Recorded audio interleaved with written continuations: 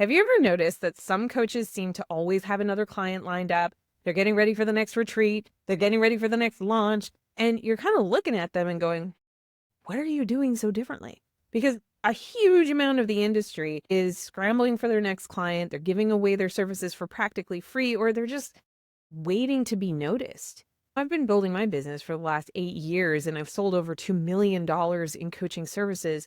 And I've noticed that the coaches that really have sustainability, this predictability about the level of income that they're going to generate month to month, that they can have real cash flow of a real business, they're doing three things really differently than the rest. In this video, I'm going to walk you through not only what are those three things, but some actionable ideas so you can implement it in your business right away. So you can stop hunting for clients and start being the hunted coach.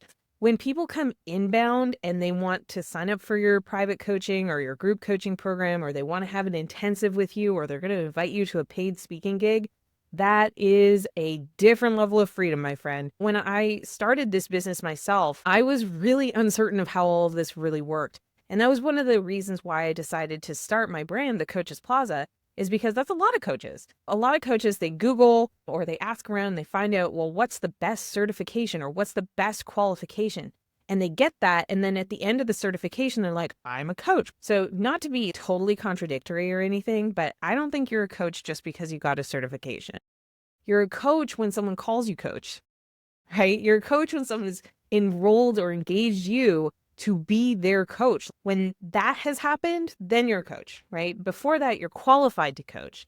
But, the title, I think that should be reserved for people who are actually coaching other people. Let me know what you think in the comments.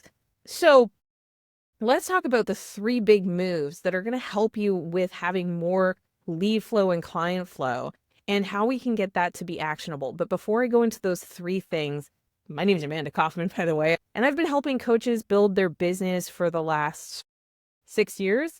And it was after I successfully did it myself to the tune of multiple six figures before I started really teaching anybody else how to do this stuff. And I share that with you because I think there's a lot of people who see the opportunity of coaching coaches, but they never actually sold coaching to consumers before. And I still sell coaching to just like everyday people. But I love working with coaches because I think that coaches have a lot to deliver in the world, but they are sold a bill of goods that a certification is enough to have a business. And that's not true. And that's why the Coaches Plaza is here, is so that we can actually show you the business education that you might be missing, so you can start shoring up those capabilities, so you can start getting some results and, building a real asset on the basis of your coaching skill set, as opposed to just sinking it into this endless money pit. Okay, so before I dive into the three things, just a quick story. The other day, I got a DM from someone who had watched me do one of my presentations. I present in different summits and conferences around the world. And she sends me a DM and she says, Amanda, I loved your story. I loved what you had to say about the marketing. Just one problem. I don't have an audience. And you do. Of course it's going to be successful for you, Amanda. You have so many people paying attention to you. Now, I know what it's like to feel kind of obscure or feel like you're not relevant. And the reason I know that is because at the beginning of my business, my whole audience was 8 names on a Post-it. When I started, I was terrified of social media. I didn't want to have my picture taken. I didn't want to be on video, never mind live video.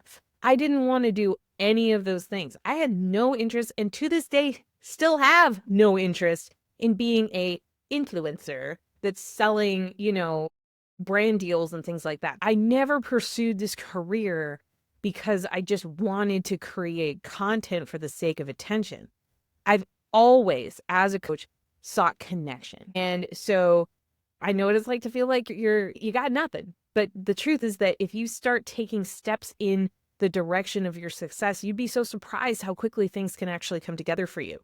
Now, this is probably a good place to disclaim a little bit that I am not promising financial results to anyone, whether you work with me, whether you're watching some of my content. I'm really careful about that because the coaching industry has historically been a very predatory place where people are selling you things you don't need. They're making outlandish promises about what you're going to be able to accomplish and achieve, and they wrap it up in spiritual bypassing and magical, woo-woo stuff.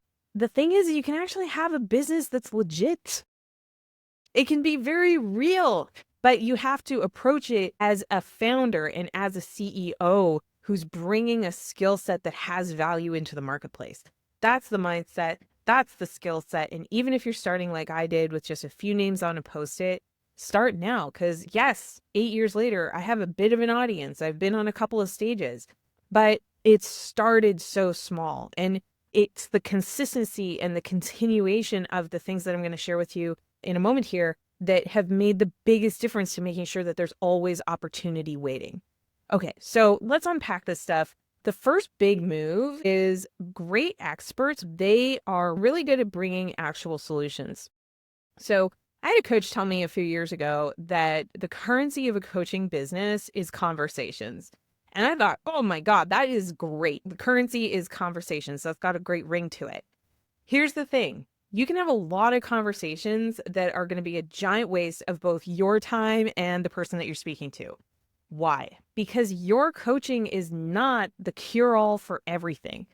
When I got my first certification, they really indoctrinated us to this idea that this type of coaching, this particular methodology, was this be all that could solve anything. And a lot of people believed it. I actually believed it for a hot minute there. And then I realized I was like, that's kind of culty, like if it was true that it was such a cure all, then it would be far more popular than it was. And it wouldn't engage in some of the practices that they engaged in to make me not look at the rational, not look at the science, and not look at the behaviors of my clients and myself that were leading to outcomes, right? So it was very magical, very woo-woo. And, fast forward to now, I got another certification as a certified high performance coach. And what I love about that certification is it's very rooted in science. There's a lot of scientific studies that reinforce some of the recommendations that I make as a high performance coach. So I'm a big fan of CHPC, certified high performance coaching. Whatever your methodology, the thing that matters the most is your behavior. It's the thing that you are doing repeatedly over time that is going to be the biggest input indicator to whether you're going to get the outcomes that you're actually looking for. So when you're having those conversations, the currency of coaching is conversations, but I would say they're catalyzing conversations. So what's a catalyzing conversation? It's a conversation that's rooted in the idea that you actually offer a solution, right? It's a catalyst moment for the person who's participating in the conversation with you. So it probably has a few components. The first thing is you're probably talking about a pain point or a challenge or an issue. I like the word puzzle.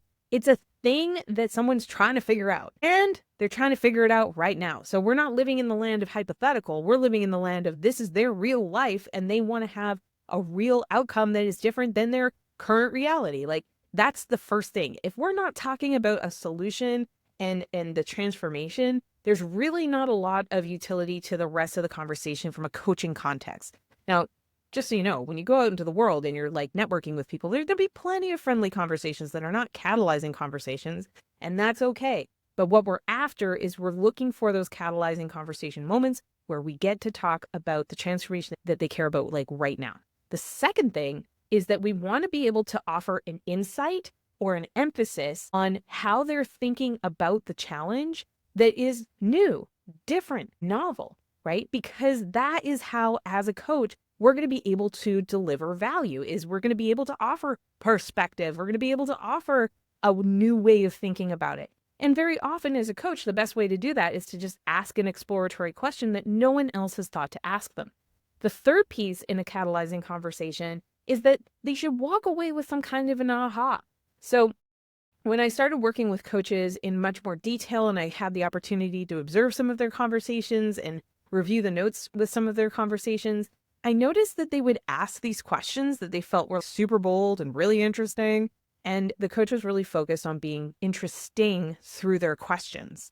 The goal of the catalyzing conversation is the person has an insight or an aha moment that inspires them to want to have a deeper, further conversation. So the first part of this is definitely catalyzing conversations, and it's about bringing the next solution. This is punctuated by actually having coaching skills. So coaching skills include, yes, inquiry. So inquiry is a really important coaching skill. It's our ability to ask questions that elicit discovery and more thorough understanding and clarity. Like, that's incredible. Coaches are also really great cheerleaders. They're great at encouraging people towards positive outcomes. They're also fantastic leaders. So they themselves are going to be having the hard conversations, saying the hard truth, being really present with someone. They're also typically going to be empathetic and compassionate. A lot of coaches really are, and sometimes they're way overboard with it.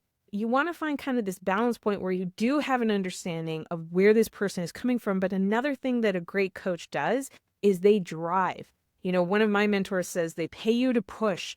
And anytime I just sort of feel like I want to pull back from saying a truth or questioning a reality, I always push myself to ask, because I would rather be fired than be one of those pushover coaches that doesn't help their client discover the truth and doesn't help them to move past roadblocks, right? Super, super important. Okay. So the next thing that a coach who never runs out of clients has going for them is they have what I call a conscious sales process. So that means you have high conversion and your sales conversation is not about pressure. There's a lot of sales trainers out there that are going to teach you tips and tricks and tools to be more effective with selling coaching. The thing is that as a coach, you already have some pretty awesome sales skills if you have great coaching skills. Namely, it's going to be inquiry, it's going to be empathy. And the main thing that in a sales conversation we want to make sure we uncover is we want to uncover how intensely they want the goal, how the timing is perfect for the goal, their capacity to invest time, energy, and focus in achieving the goal, that they are very clear about what we call the opportunity cost, which is the cost of doing nothing, that they're very, very clear about what that cost is. And they are also clear on what the process is to work with you. Now, I have a deeper dive training on how to show up to sales. Just make sure you follow the link in the show notes below, and I'll make sure that you have access to be able to jump into my high achieving sales training at any time. All right, let's keep going. So the next thing that a coach really has is they have this visibility and trustworthiness engine. Okay. So being trustworthy. So many coaches say, I'm trustworthy. People should choose me because I'm a really great listener and I always want the best for other people. Fantastic. That's a great baseline, but that doesn't mean that people are going to immediately trust you. Rude, right? So to be trustworthy means that you need to allow people the space to experience you more often. So it could be that you're doing videos like this. It could be that you're facilitating a community. There's been stages of my business where I was leading networking groups and things like that, where people got a chance to get to know, like, and trust me, so that when I was having conversations about their solutions, they knew that I was going to be someone who was professional, who was reliable, who was above board. Trustworthiness is demonstrated, okay? It's not just because you made the decision or the declaration that you are trustworthy. It's because you're doing things that show people that you are. So let's talk about the last part, which is the visibility. So this is the part that a lot of coaches really, really struggle with, because they get very generic advice from their friends. Post more to social media, do podcast guesting, speak at your local chamber of commerce, right? And like, these are all just really quick little tactical ideas that are going to work, but they're going to just ping a little bit. Okay. So when you go to do a speaking engagement, let's just say there was 20 people at the speaking engagement. Let's say that you followed Amanda's coaching and you had some sort of a great lead magnet at the end of your presentation. You might collect half the room of contact information. That's 10 new people to develop relationships with. That's fantastic. But what most coaches do is they have a 20-person speaking engagement, and then they wait for months to do another speaking engagement. So the number of leads that they're getting from that strategy is like this teeny tiny little drizzle of people, right? And then they're not really making any progress. Same thing with posting like a maniac on social media. If you're posting on social media for the first while in your business, and honestly, I'm still at the stage myself, it's actually less about using social media to meet new people, and it's more about reinforcing the relationships with the people you already know. A lot of people don't realize this. So, and if you're not really clear about why you're online, it's really hard to know what to say. But if you are really clear that you are bringing catalyzing conversations, that you want to bring genuine solutions to a particular transformation that a particular sort of person actually wants to discuss, now you've got the foundations of a very successful online marketing empire.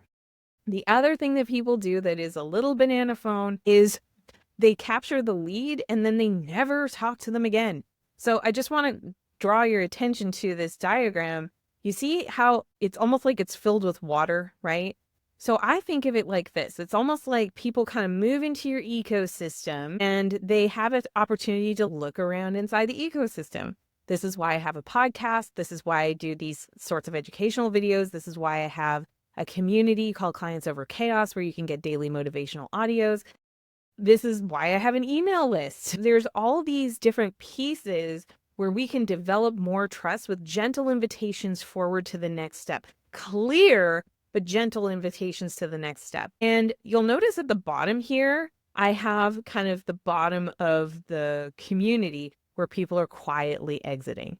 I think of this a little bit like it's a house party. And when the house party is really bumping, people want to come in and they want to hear what's going on. They want to participate and all that kind of stuff.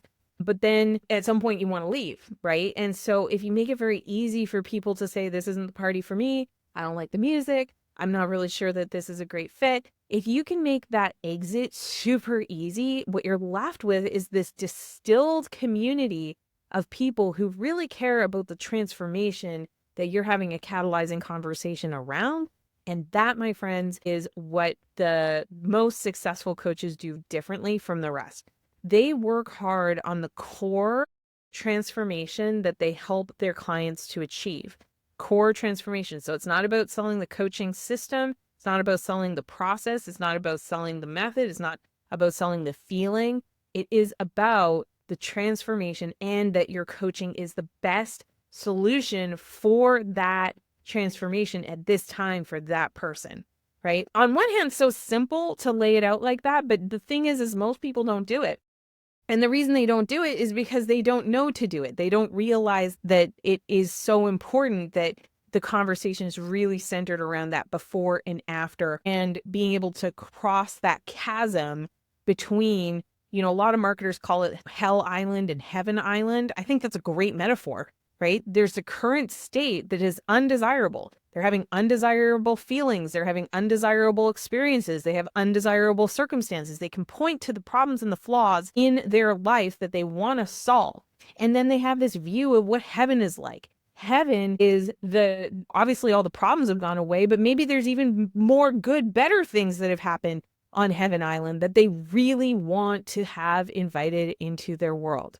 I hope you really loved this video, and I plan to do some more. So if you found this really valuable, be sure to hit the like button. Be sure to subscribe so you don't miss my next one when it comes out.